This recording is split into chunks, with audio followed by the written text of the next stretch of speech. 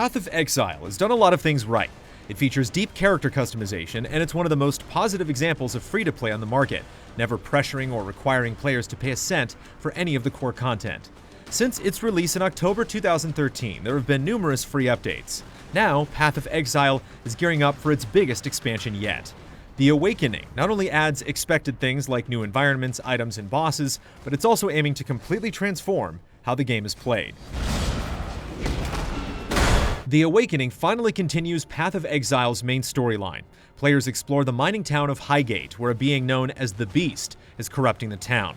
It's not just a normal enemy, however. The Beast has the ability to affect reality. Adventurers will traverse through the dreams of various villains, and these dreams are less than pleasant. One is essentially a giant gladiatorial arena. The muddy ground is soaked in the blood of dead warriors, and some sections of the arena are surrounded with a jeering crowd that eagerly soaks up the mayhem.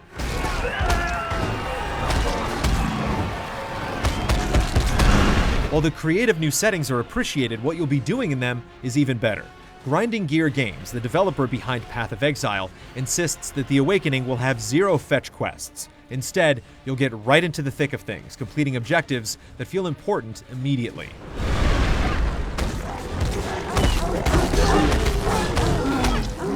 The 9 new bosses in the Awakening are planned to be the most difficult by a fair margin, and the one we saw during our preview makes that claim fairly convincing. We aren't allowed to spoil the fight, but we can say that it quickly crushed a developer demoing the game in a single hit.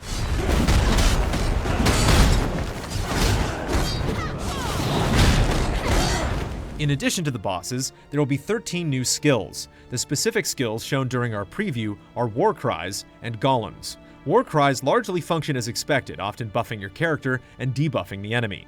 Yet that's not to say that there aren't surprises, depending on character builds. You can have a War Cry that causes enemies to explode upon death, leading to chaotic and humorous chain reactions.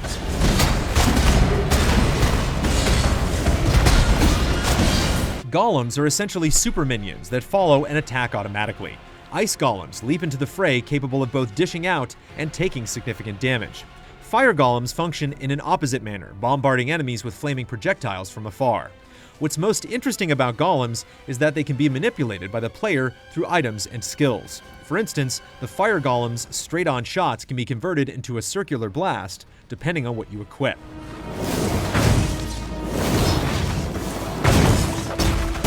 Nothing during the demo impressed us more than the new Jewel system, which pushes progression in wild and exciting new directions. The passive skill tree in Path of Exile is already well known for being incredibly complex, almost overwhelmingly so, but that complexity affords a variety of player builds that few other games can match. The Jewel system takes this further by adding special sockets on the skill tree. Jewels can be placed within these sockets for a wide array of potential benefits, allowing you to tweak your character beyond what's already available. While that's interesting in and of itself, there are numerous unique jewels that make things crazy. When socketed, unique jewels create a radius around themselves, affecting all other passive skills within that radius. One of the unique jewels we saw transforms all surrounding skills into bow skills. So let's say all nearby skills increase chaos damage. By using this unique jewel, those skills increase bow damage instead. The most surprising example we saw is a unique jewel that disconnected nearby branches, meaning you could put points into any skill within the radius without having to travel along the path leading up to that skill. It allows access to more powerful skills sooner, and eliminates the need of putting points into skills you don't really want. There's always been a large amount of freedom in Path of Exile, but jewels feel like they could truly take things to a different level. There hasn't been anything before that feels quite like it. The best expansions completely revitalize games, making them fresh in ways they haven't been before. The Awakening is aiming to do just that, and our early showing certainly impressed. It feels like Grinding Gear Games knows exactly what its audience is looking for, and also how to surprise them. The closed beta for The Awakening will occur later this month.